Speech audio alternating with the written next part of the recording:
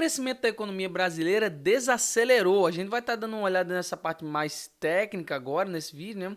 A indústria chega ao 9º mês consecutivo sem confiança, mostra a pesquisa do CNI. 27 setores da indústria estão pessimistas, segundo a pesquisa do CNI. E a gente vai ver também que o Brasil cria 147 mil empregos formais em agosto, queda de 38% frente ao mesmo mês em 2024. Essas e outras notícias nós vamos ver agora, mas antes de tudo, se inscreva no canal, deixe seu like. Não se esqueça que a gente posta vídeo aqui todo santo dia para te manter muito bem informado. Todos os links estão na descrição. Então, o que acontece? A gente está vivendo um momento muito delicado aqui no Brasil. E esse momento ele é advindo de várias e várias decisões irresponsáveis que o governo tem tomado. Também não podemos ser hipócritas a ponto de dizer que a economia global não tem uma participação nisso tudo. É verdade, até porque tudo que é dentro da economia tem aspectos internos e externos. O problema é que os fatores externos nós não conseguimos controlar, muito diferente dos fatores internos, que ao contrário da gente tentar manter o controle, a gente deixa esse negócio à torto e à direito na pessoa do nosso ilustríssimo presidente, o velho cachaceiro. Então, existe todo esse problema e também, claro, a questão mais evidente nos últimos dias, né, ou nos últimos meses, é a questão do tarifaço. Mas vamos dar uma olhada nisso aqui. Ó. Conforme divulgado pelo Instituto Brasileiro de Geografia e Estatísticas, nessa semana a economia brasileira cresceu 0,4% no segundo trimestre de 2025, contra 1,3% no trimestre anterior. Na comparação com o segundo trimestre de 2024, o crescimento foi de 2,2% abaixo da projeção da CNI de 2,5%. A análise da Confederação Nacional da Indústria, CNI, isso se deve principalmente à alta de juros, redução da demanda interna e importações. Segundo o presidente Ricardo Aban, o dado demonstra a necessidade de iniciar um ciclo de queda na taxa de juros. E é aqui que a gente começa a ter o pequeno, né, problema nessa situação toda. Porque vocês sabem que a taxa de juros ela é um instrumento de controle do Banco Central. O Banco Central, como é uma autarquia, exerce política monetária, enquanto o governo exerce política fiscal, ou seja, ele equilibra as contas para que o Banco Central equilibre de uma outra forma, utilizando a taxa de juros, porque ela é um instrumento do Banco Central para poder controlar a inflação. Inflação essa que é advinda em sua grande parte por expansão de base monetária e também pelas decisões ruins que o governo toma. Como essas decisões ruins insistem em estarem sendo feitas constantemente, acaba que a inflação tende a aumentar. Então, para poder conter essa inflação, para poder dar essa desacelerada, o que o Banco Central faz? Aumenta a taxa de juros. Vocês lembram que ano passado existia um grande apelo? Não, a taxa de juros está muito alta porque o presidente lá é bolsonarista, o Roberto Campos Neto, o qual eu tenho uma admiração gigantesca. Gosto muito do Roberto Campos Neto no âmbito econômico. É um profissional e sim, assim, que não tem nem o que falar, né? Eu sou suspeito de falar do Roberto Campos Neto, um cara genial. Mas agora a taxa de juros continua aí. E eu te pergunto, onde estão os críticos da taxa de juros? Agora não tem essas críticas mais tão evidentes e qual é a explicação? Quem está lá é o Galípolo, o cara que o Lula indicou. Então, não, quando era o Campos Neto, a taxa de juros estando alta, a culpa era do Campos Neto. Mas já que agora é o Galípolo, então tá tranquilo, passa, porque é um da gente. Então, ele sabe o que está fazendo. Percebe qual é a diferença? Então, a forma parcial de que as pessoas da velha mídia, do PT, enxergam essas coisas, faz com que a visão da grande maioria que não entende disso seja deturpada, achando que se mudar uma pessoa de lugar, a coisa muda toda de figura. E a economia não se vê assim. A economia é um negócio de médio e longo prazo. A gente está sentindo ainda os impactos da pandemia, mas as decisões indiscriminadas do Lula vêm contribuindo para que esse efeito se torne ainda pior. O famoso efeito Canadá que o Lula estava esperando, que a popularidade dele aumentasse, na verdade foi o oposto. A popularidade dele está caindo exatamente porque ele não consegue sustentar boas decisões. Aí aqui, ó, indústria chega ao 9º mês consecutivo sem confiança. O empresário industrial segue sem confiança, mostra o índice de Confiança Empresário Industrial, o ICEI, né, divulgado pela Confederação Nacional da Indústria nesta quinta-feira.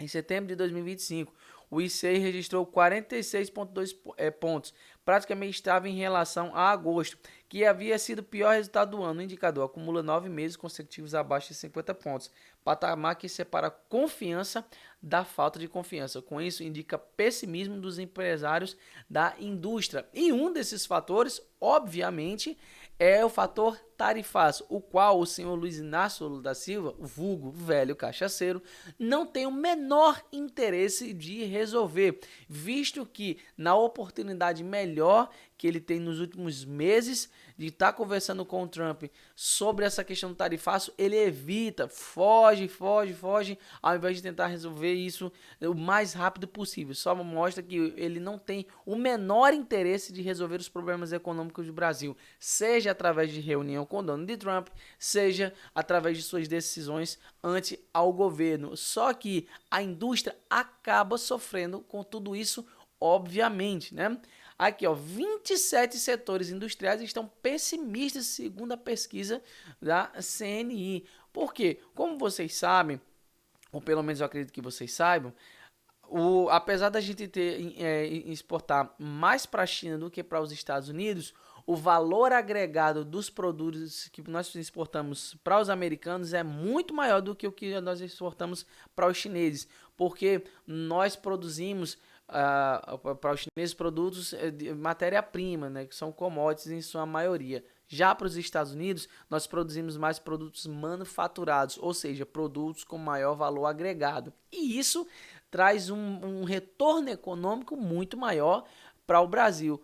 Então, mesmo que a gente consiga negociar mais para os Estados Unidos, aliás, para a China, os Estados Unidos é que tem realmente esse foco. Só que esse foco tem sido prejudicado justamente por conta desse tarifaço e por conta dessa sanha indiscriminada do Lula de querer fazer a economia a lá 2003, achando que não, as coisas dá para fazer como era na década de 80, 90, 2003.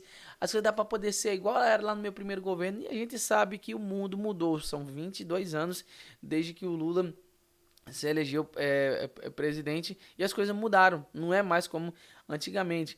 Aí aqui, ó, a indústria vem perdendo ritmo desde o início do ano, sobretudo por causa das taxas de juros elevadas. Aqui é o primeiro ponto, né? Que agora, por aqui é que tá sendo falado, mas vocês veem que não tem mais aquele apelo do Banco Central reduzir taxas de juros como era, por exemplo, no mesmo período do ano passado. Lembra? Teve lá a manifestação fora Campos Neto, aquela manifestação toda, aquele negócio todo, como se fosse tirar o Campos Neto, melhorar essa situação. Não melhorou e não vai melhorar enquanto as decisões referentes à política fiscal não melhorarem. Pra vocês verem, não tem como tá melhorando se não tiverem boas decisões, né? Aí, os juros altos reduziram a demanda por produtos cujas compras costumam ser parceladas pelos consumidores, que é um hábito comum, né? Como a indústria é bastante encadeada e uma empresa depende da outra, esse efeito se espalhou entre os setores, explica o Marcelo Azevedo.